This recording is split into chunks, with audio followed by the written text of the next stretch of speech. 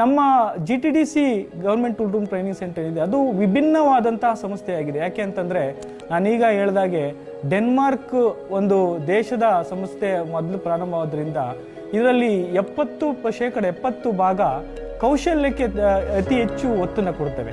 ಕೌಶಲ್ಯ ಈಗಿನ ಕಾಲಘಟ್ಟದಲ್ಲಿ ಪ್ರತಿ ಇಂಡಸ್ಟ್ರಿಗಳಿಗೂ ಸಹ, ಪ್ರತಿ ಒಂದು MNC ಕಂಪನಿಗಳು ಸಹ ನೋಡೋದು ಕೌಶಲ್ಯ ಏನಿದೆ, ಅವನ ಸ್ಕಿಲ್ ಏನಿದೆ ಅಂತೇಳಿ. ಸೊ ಆ ಸ್ಕಿಲ್ಗೆ ಬೇಡಿಕೆಯಾಗಿರುವಂತಹ ನಮ್ಮ ಸಂಸ್ಥೆ ಆಗಿರ್ತದೆ. ಈ ಸಂಸ್ಥೆಗಳಲ್ಲಿ ಮಾಡದಂತಹ ವಿದ್ಯಾರ್ಥಿಗಳಿಗೆ ಕಷ್ಟ ಇರುವುದಿಲ್ಲ. ಆದರೂ ಈ ಟೆಕ್ನಿಕಲ್ ಕೋರ್ಸ್ ಆದರೂ ಸಹ ಇದು ಅತಿ ಸುಲಭ ಸರಳ ರೀತಿಯಲ್ಲಿ ನಾವು ಆ ಕೋರ್ಸ್ಗಳನ್ನು ಮತ್ತೆ ಕಂಪನಿಗಳಿಗೆ ಬೇಡಿಕೆ ಇರುವಂತಹ ರೀತಿಯಲ್ಲಿ ಅದನ್ನು ಡಿಸೈನ್ ಮಾಡಿದ್ದೇವೆ. ಪ್ಲಸ್ ಪ್ರಾಕ್ಟಿಕಲ್ಗೆ ಅತಿ ಹೆಚ್ಚು ಒತ್ತು ಕೊಡೋದ್ರಿಂದ ಥಿಯರಿ ಬರೀ 30% ಭಾಗ ಮಾತ್ರ ಥಿಯರಿ ಕ್ಲಾಸಸ್ ಇರ್ತವೆ, 70% ಭಾಗ ಪ್ರಾಕ್ಟಿಕಲ್ ಕ್ಲಾಸಸ್ ಇರ್ತವೆ.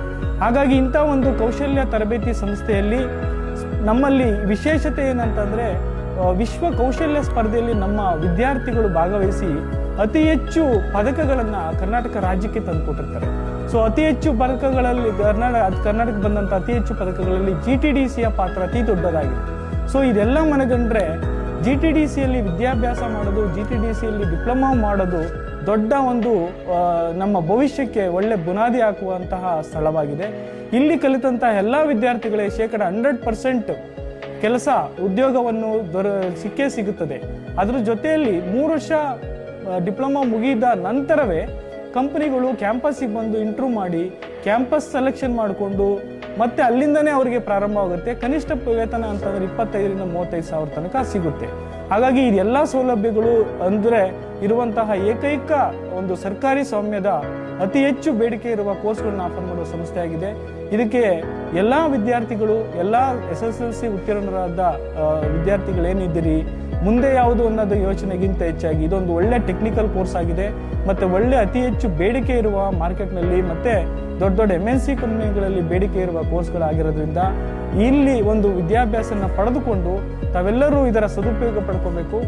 ಅಡ್ಮಿಷನ್ನು ಇನ್ನೂ ಸಹ ಸಾಕಷ್ಟು ಕಾಲಾವಕಾಶ ನೀಡಿದ್ದೇವೆ. ಮತ್ತು ಕೋರ್ಸ್ಗಳಲ್ಲಿ ಪ್ರತಿ ಕೋರ್ಸ್ಗಳಲ್ಲಿ ಸಾಕಷ್ಟು ಸೀಟ್ಗಳು ಸಹ ಲಭ್ಯ ಇದೆ. ಇದು ಮುಂದಿನ ದಿನಗಳಲ್ಲಿ ಅತಿ ಹೆಚ್ಚು ಬೇಡಿಕೆ ಕೋರ್ಸ್ ಆಗಿರೋದ್ರಿಂದ ತಾವೆಲ್ಲರೂ SSLC ಪಾಸಾದ ವಿದ್ಯಾರ್ಥಿಗಳು ಪೋಷಕರು ಅವರಿಗೆ ಹುರಿದುಂಬಿಸಿ SSLC ಮಕ್ಕಳುಗಳಿಗೆ ಸೇರಿಸಿ ಅದರ ಜೊತೆಯಲ್ಲಿ PUC ಫೇಲ್ ಆಗಿದ್ರೂ ಸಹ PUC ಮುಂದೇನು ಅನ್ನೋದು ಜಿಜ್ಞಾಸೆ ಇರೋದು ಅವಶ್ಯಕತೆ ಇಲ್ಲ.